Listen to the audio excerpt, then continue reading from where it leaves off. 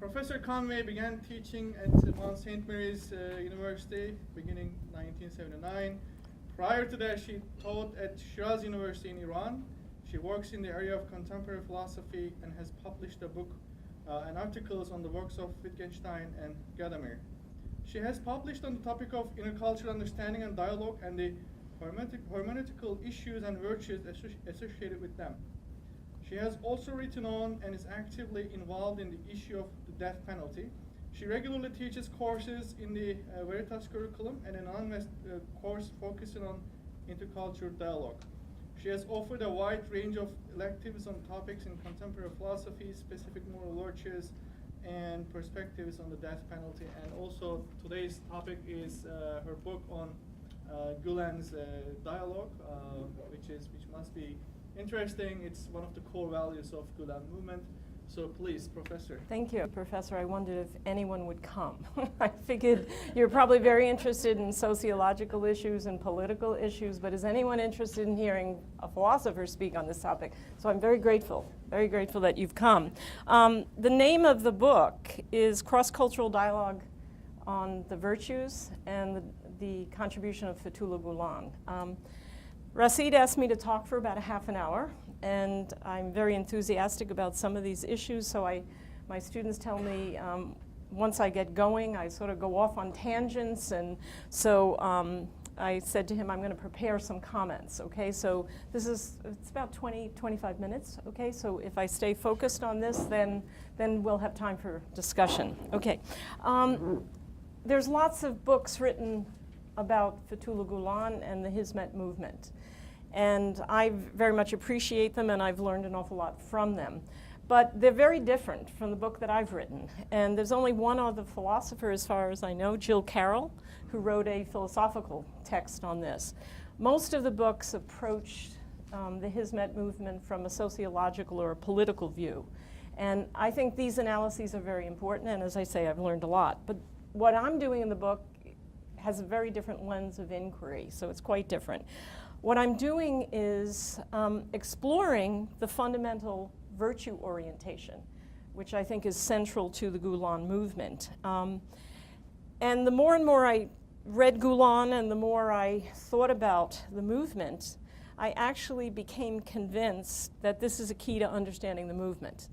And that if you want to understand its origin, what its source is, what its roots are, and you want to understand its telos in the sense of what its ultimate orientation or goal is, I think this is helpful. So I think all these other analyses that focus on the practices, the institutions, the principles, these type of things, I think are really helpful.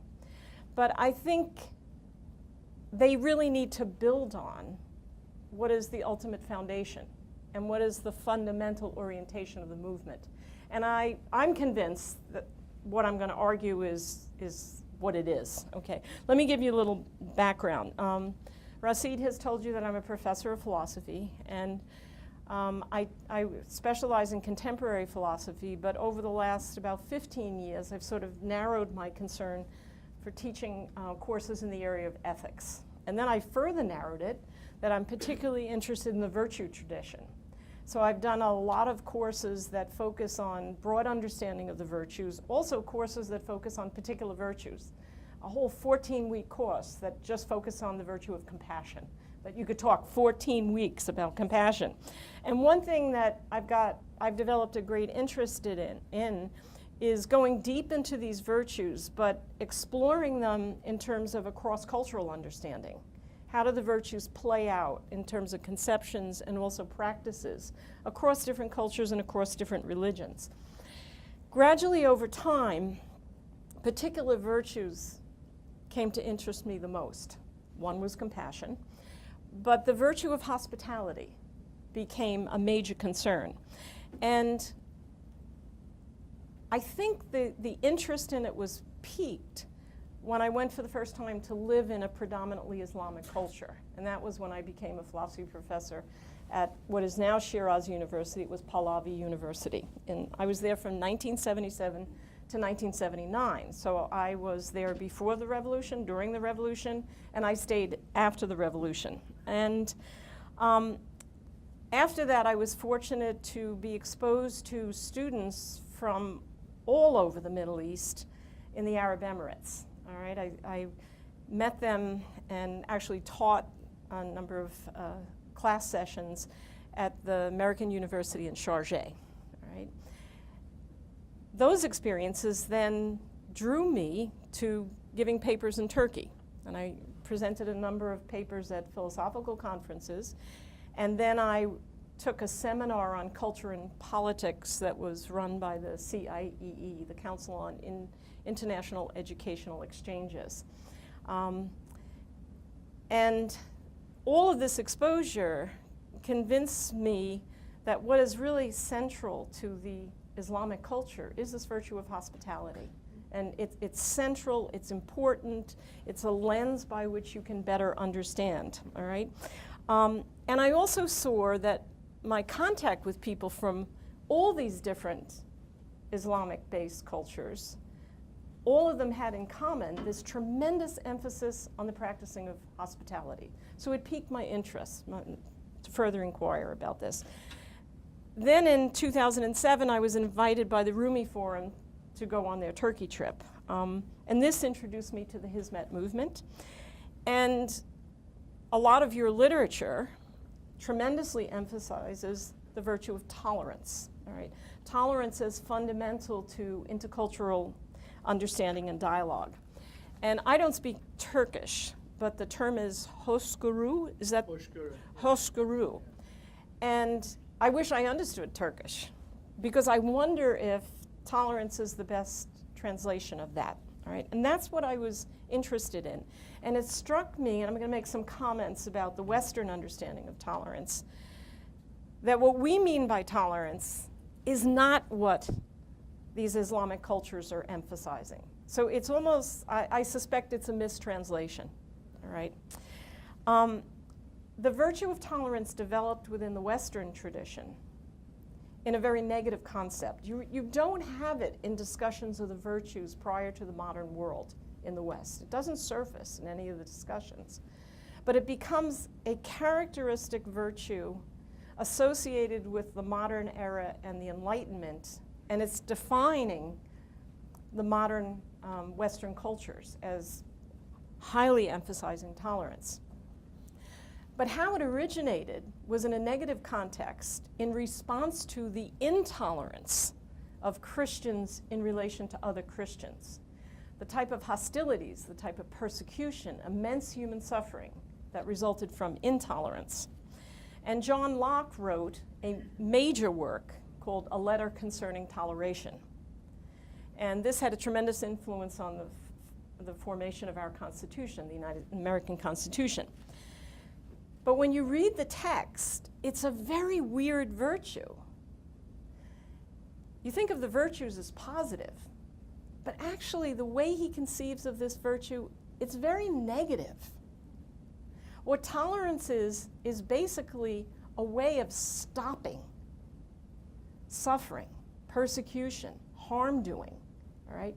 So it's simply a virtue that attempts to put a limit on this, all right?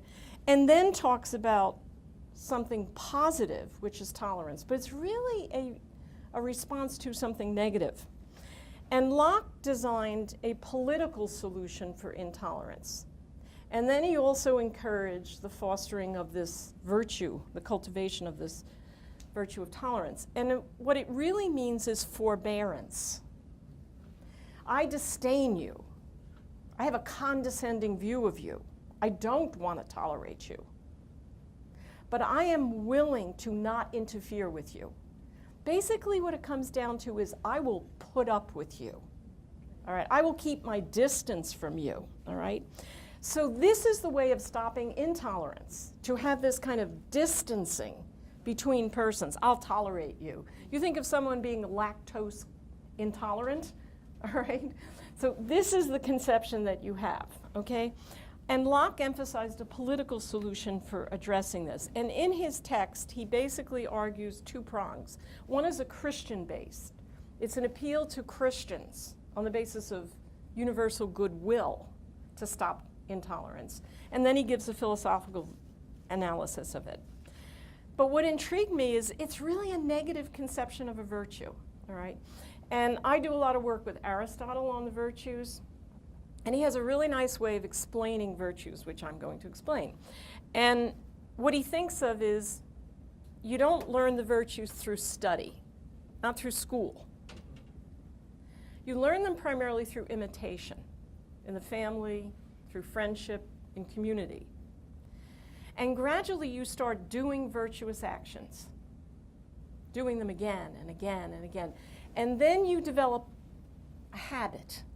So this is a type of habituation. So what a virtue is a settled disposition to choose wisely in a particular type of human situation that we all face. So what tolerance is choosing wisely in relation to a type of human diversity. It could be ethnic, it could be racial, it could be religious. All right. But it struck me the kind of virtue that I was exposed to in Islamic-based societies was not this. It was a much more positive, richer, much more robust understanding than putting up with somebody, all right? So I began to wonder if this virtue, which commonly is translated as tolerance, is really tolerance, all right? And I taught a number of courses on tolerance and intolerance and a whole range of virtues. But I had this deep interest in Islam, and probably the primary reason is I'm married to a devout Muslim, and because of my living in an Islamic society, all right? But what interested me, whatever this virtue is, which I think is hospitality, is very central. So I started studying a number of subcultures. And I'll give you one example. The Pashtuns in Afghanistan. Hospitality is really the highest virtue. It trumps all the other virtues. And the honor of a Pashtun is tied up with practicing hospitality. And there was actually a film recently, Lone Survivor, which was about this soldier named Luttrell, who was fighting the Taliban in Afghanistan, and everyone else with him in his battalion was killed, and he was the lone survivor. And he was seriously wounded. And what he was amazed is a local Pashtun community took him in and cared for him, knowing that if the Taliban found out, they would destroy the entire village. And he was fascinated with this. I was too. So I did a study of the Pashtun understanding of hospitality.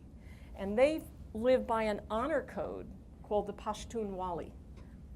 And the highest of all the virtues, where you show you are a Pashtun, is hospitality, especially to someone who is in need or in any way suffering and dependent. So the honor of this community was tied up with them being hospitable. All right.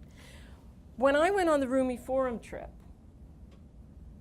people didn't talk a lot about this, but I saw it. I saw constant daily evidence of this practicing of hospitality. And there was a lot of conversation about mutual understanding and dialogue. But what I was interested in what sets it up, and I think it's this virtue. This virtue is the condition which enables the possibility of understanding and dialogue, all right? And I think it is closer to hospitality than it is to tolerance, all right? My ongoing exposure to members of the Hizmet movement, their schools, their media centers, their conferences, their charity initiatives, and also going into some of the members' homes, clearly manifested this virtue in many different ways.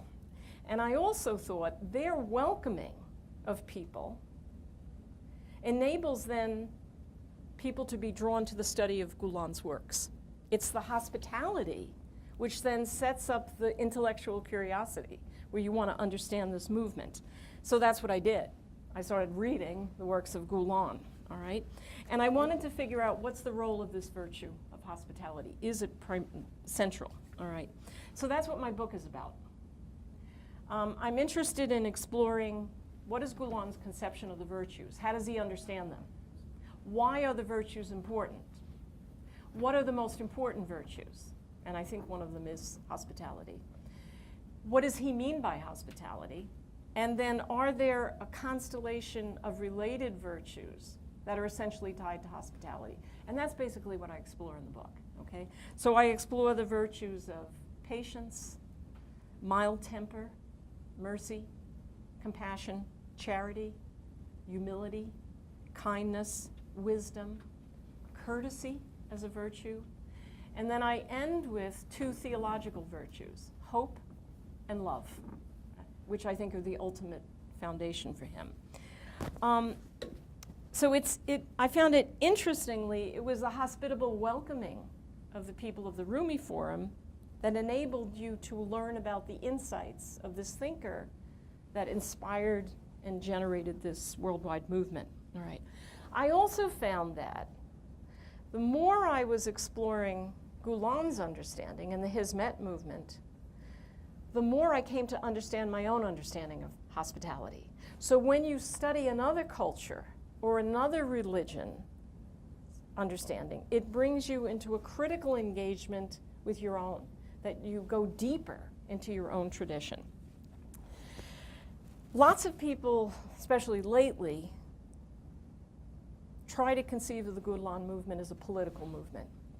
And I think what I'm basically arguing, and I address this at the end of the book, that's a failure of understanding. This is not a political movement. It's a misreading. I think of it as a faith-inspired, localized, virtue-focused communitarian movement. And it is primarily focusing on virtues. To me, that is the key to understanding it. And I think reading the works of Gulen, the movement is this faith-inspired commitment to living virtuously in imitation of the Prophet Muhammad and his companions. That's basically the source of it. And it's trying to imitate these virtues that are particularly defined within the Islamic tradition, right? And the movement lends to this cross-cultural understanding of the virtues, which is what I'm exploring. Because I think Gulen believes that all societies, despite their diversity, all of them fundamentally value certain basic human goods. Things like life, knowledge, family, health, education, friendship, community. These are the most basic human goods. They define us as human persons, and they are found in all human cultures. And the virtues develop as ways of making decisions and practicing that enable us to cherish, promote, and promote these basic human goods. So they're manifestations of these preoccupations with these goods. And I think this is at the center of the movement. And the virtue that is most central is the virtue of hospitality. This is what enables you to have deep roots within your own culture and religion, and yet to be open to the rich diversity of other traditions and other cultures, right? So the way I envisioned it is at the center is this notion of hospitality. But then you have this constellation of related virtues, and each of them, and I think Gulen talks this way, they are types of human excellence. They are ways of choosing well in relation to aspects of our human experience that are central to human flourishing, to human well-being, all right? And he also is definitely a religious vision. So he also sees these virtues not as just promoting human well-being, but also as emulating the characteristics of God, all right? And if you go through the list of the 100 names of God in Islam, they're all virtues, all right? So you're called to in your virtuous behavior, imitate the essence of God as the plenitude of all virtues, all right? So I think his approach to cross-cultural dialogue is grounded in this notion that we can identify commonalities across our differences, all right? And as I mentioned earlier, that the deeper you go into understanding another culture, the deeper you go into critically examining and refining your own cultural understanding. And this strikes me as an important insight. Right? It also makes me think, and a lot of horrific incidents in the last few weeks have generated lots of dialogue, troublesome dialogue. And oftentimes they're political responses that are being called for.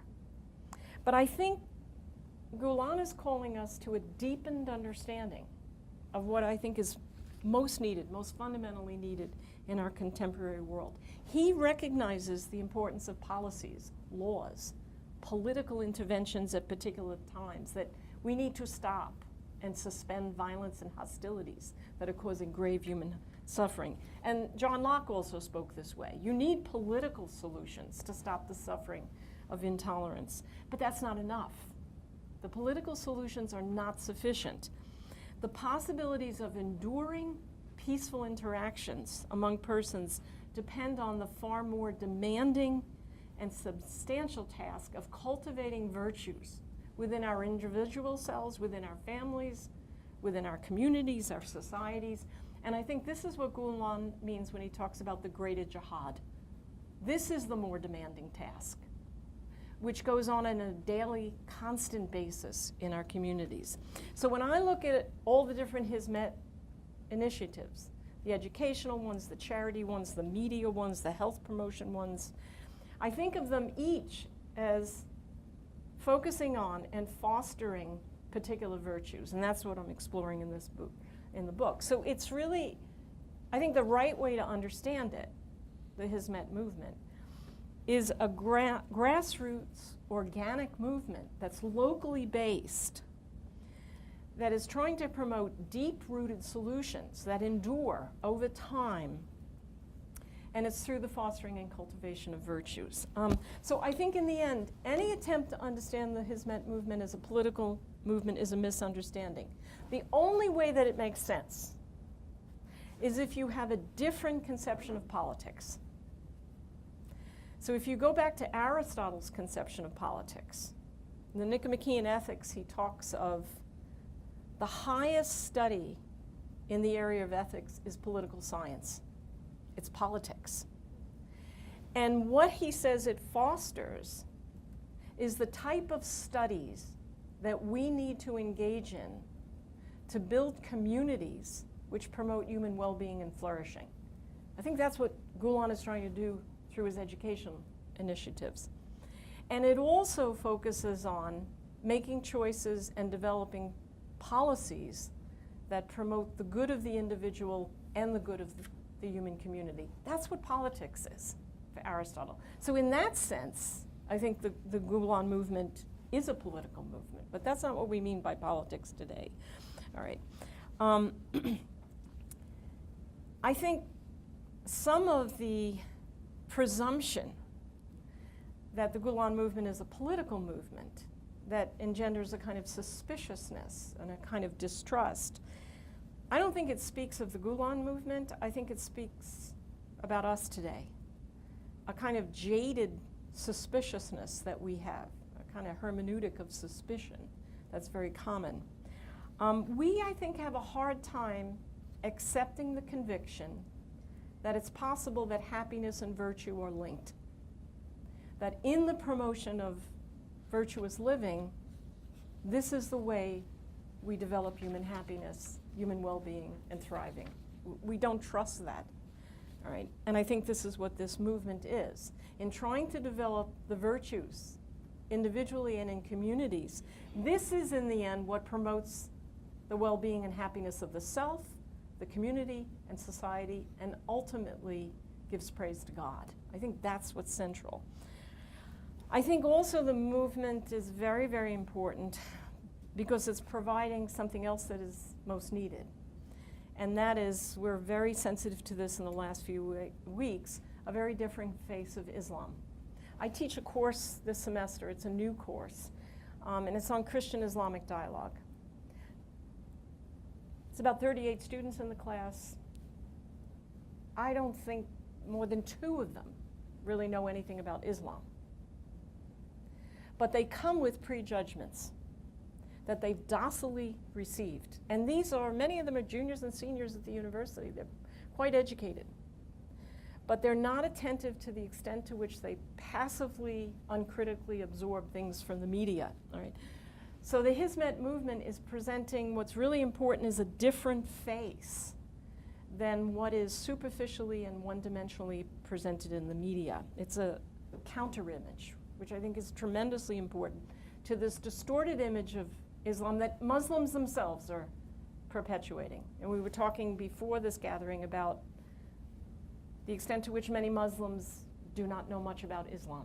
All right, so then they are in a situation that they can be manipulated to do things which are antithetical to Islam. All right, so I think the Hizmet movement actually encourages the response to Islamic terrorism, extremists, that is going to have the most enduring effect. Not a political response, but addressing the need for education on a fundamental level, and the need to address social problems that breed alienation, frustration, smoldering into anger and resentment, especially among young people like these 2 men in France.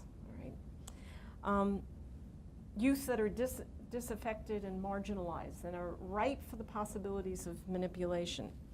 I want to read a quote from a prominent Catholic theologian. I really like his works. He writes a lot on hospitality. It's really interesting. Philosophers don't write on hospitality. There's only 2 philosophers, Derrida and Levinas, who write on hospitality. But the religious traditions write a lot about it, and that's what I draw on in the text. And so Henry Nouwen offers an account of hospitality that I think resonates with aspects of the Hizmet movement, and I think on a fundamental level responds to the needs that these young men in France, through their violence, have caused us to recognize. And so I want to read these words. Nouwen says, hospitality involves the creation of a free space where the stranger can enter and become a friend instead of an enemy. Hospitality is not to change people, but to offer them space where change can take place. It is not to bring men and women over to our side, but to offer freedom not disturbed by dividing lines. It is the liberation of fearful hearts so that words can find roots and bear ample fruit. And this quotation provided a key for my understanding the Hizmet movement. I think in all its different practices, this is what it's concerned with doing: creating and fostering these hospitable places, these hospitable spaces that Nouwen is talking about. So I think in the end, it's the orientation of the Hizmet movement that will enable us to respond wisely to the horrific violence that we saw, for example, in Paris. And Gulen repeatedly calls on us not to forcefully retaliate, using violence against violence, which in turn just unleashes another cycle of violence which risks harming innocent persons and just deepens the animosities and hostilities. He argues the only enduring and effective way of combating terrorism is to use nonviolent methods, furthering education and furthering human development, and working to address injustices that produce human suffering. Only those efforts can effectively address the conditions of ignorance, deprivation, and despair in which terrorism begins to fester and grow. So I think this movement it inspires Muslims globally, internationally, to commit themselves to the goals of peace dialogue and human flourishing across all civilizations, across all religions. And this is what provides a powerful counterpoint to the assumptions about Muslims that are being repeatedly, uncritically accepted and promulgated in the media across the world. The activities and initiatives of the Hizmet movement consistently focus on face-to-face encounters. I think that is absolutely essential to the movement. And it provides a counterweight to all too common image of Islam, which doesn't have anything to do with encounters. It has to do with docilely accepted perceptions handed down through the media, all right? So I think it's extremely important. The Hizmet movement provides this contrast of a moderate, progressive, human development-focused Islam in contrast to what the media presents. Its members witness what I am convinced is the true spirit of Islam, one committed to peaceful relations, fundamentally oriented to human development and ethical living. And central to the understanding of Islam from its very beginning is a focusing on the virtues. That is what is essential to living the Islamic life. And I think most essential to it on this fundamental level is this notion of hospitality. I mean, this famous surah from the Quran that says, I created you in your diversity so that you may come to know one another, all right? So it's a rich emphasis on a commonality that lies deeper than diversity, all right? Pope Francis has been traveling as Pope John Paul did. And he's been going to Buddhist environments and many, many different religious environments. And he emphasizes something that Gulen also emphasizes. You must acknowledge your differences. You cannot code over those differences. But first, you must come to identify and build on relationships grounded in commonalities. And that's basically what I try to explore in this book. An intercultural dialogue on the virtues across different cultures, across different religious traditions, which identify rich resources for common affirmation and common practice. And that's what was fostered in the Rumi Forum trip. Oftentimes our conversations, we would start with controversial points of tension that were our differences. And Jenna Lutka always said, let us first build a foundation on our commonalities, shared aspirations, shared goals, shared beliefs, shared commitments. And then when we have this firm foundation, then we can begin to discuss our points of difference and tension, all right? So it's my hope that this book furthers what I came to see as at the very heart of the Hizmet movement, all right? By offering what I call a cross-cultural dialogue on the virtues, starting out with Gulen's understanding of the virtues and then linking it to understanding of the virtues in other traditions and other religious belief systems. So hopefully it furthers the good work of the Rumi Forum. That's my hope. Thank you. I would like to make a few comments before turning over to the audience. Sure. Today, when we talk about Islam, all that comes to mind is, these killings or politicization of religion. But you pointed out to something interesting, the human development aspect, which comes out in Gulen's writings a lot. He talks about the perfect man, the man of heart, and in a lot of these writings, there's no talk of creating an order or a system, but a focus on the man, on the individual. And I think we're right to understand it as a virtues-based movement. And I think that's what not a lot of the people, even Turks who read his books, are failing to understand, and that's very fortunate. And I'm hoping this kind of focus in the Islamic world, to Islam again, a rereading of books and Prophet's life from this perspective will bring peace to troubled regions and to the world. And I'm also surprised, Turkey is a very small country, and inspired by Gülen, all these, students, businessmen are going out to the world and establishing schools and hospitals. That's very surprising coming from a small country with the burden of history, possibly, that's right, but still. Well, Aristotle talks in an interesting way about the virtues.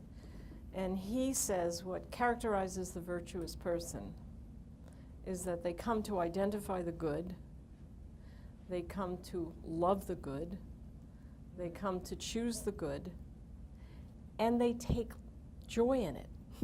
There's a kind of pleasure that comes in being generous, in being compassionate, in having a kind of righteous anger. There's actually a pleasure that comes with it.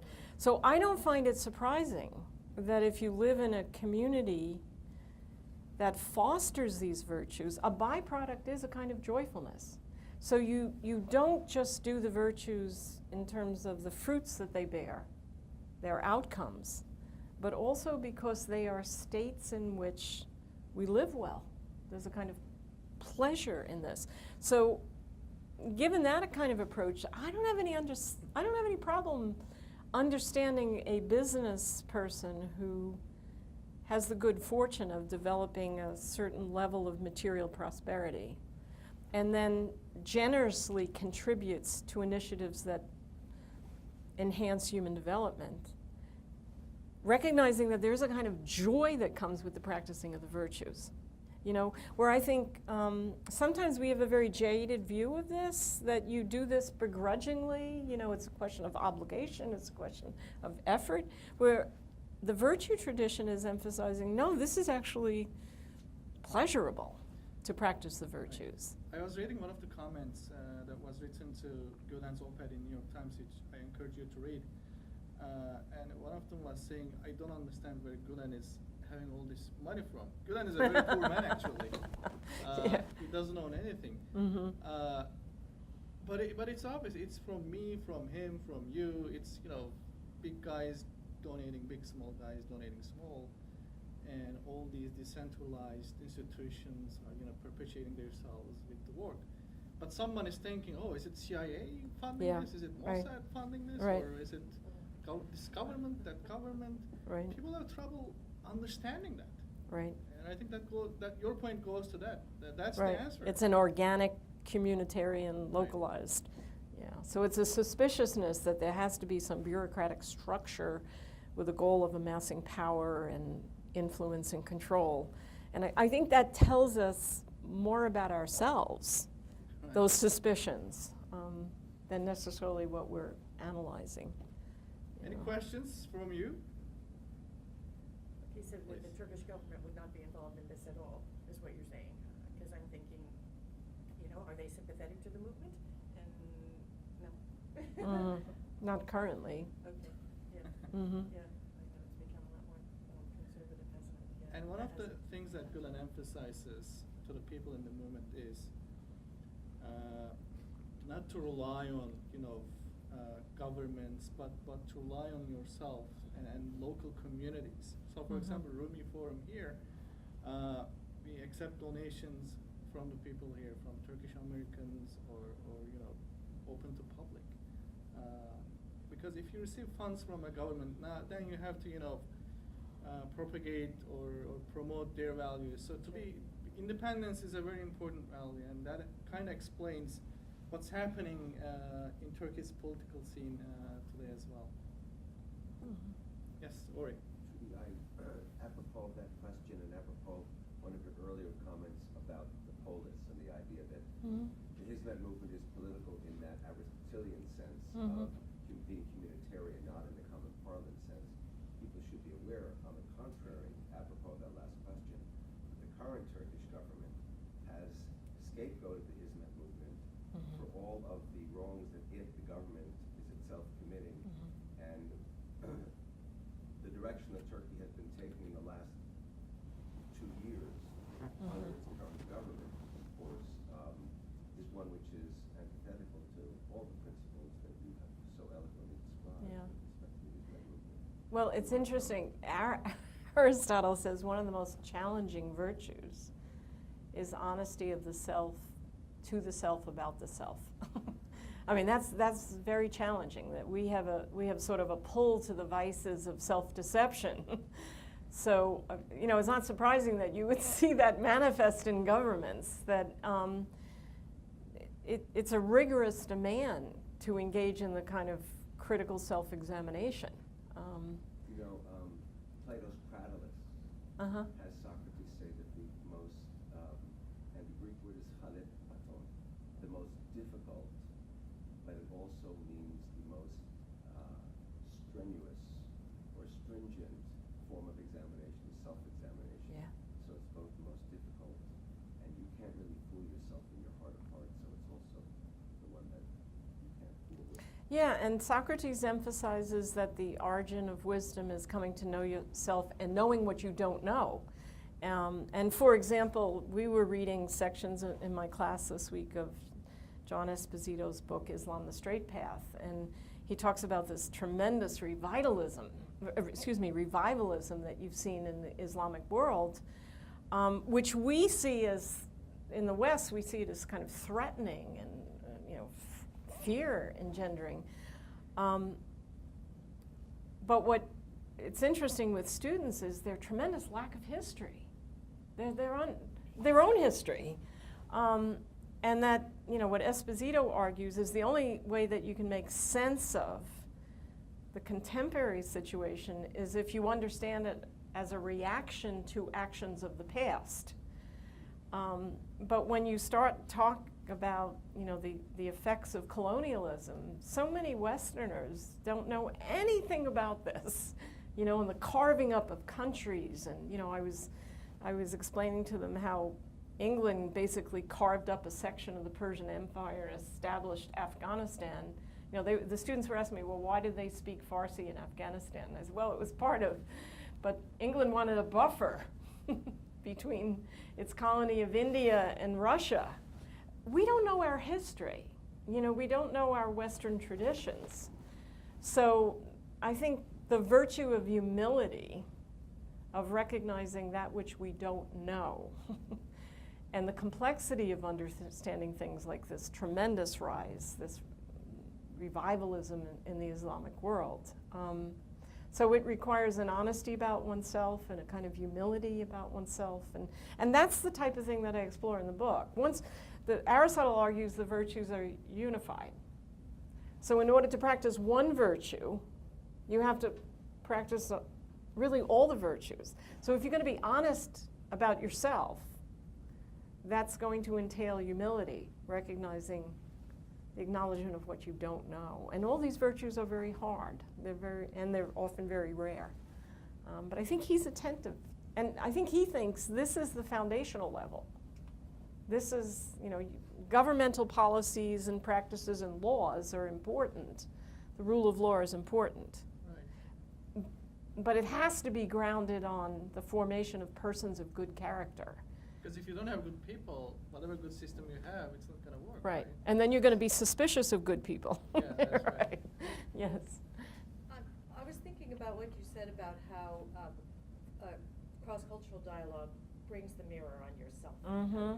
And I was thinking about how hospitality does not characterize the European relationship with its Islamic citizens. Yes, And right. it is specifically that, I mean, when I read that those Charlie Hebdo killers were orphans. Right, right. And so where is their imitation? Where are they getting hospitality? Exactly, They're exactly. getting hospitality from a group overseas that says, we can give your life meaning. Right. They don't have that here.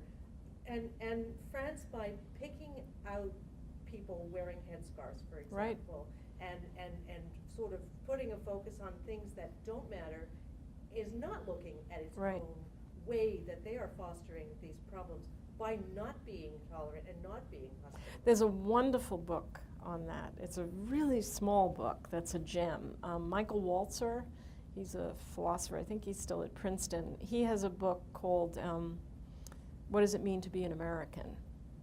And in that he draws the contrast between, he actually talks about tolerance, but he says we need a better virtue, a more robust virtue than tolerance, which he doesn't say, but I think it's hospitality.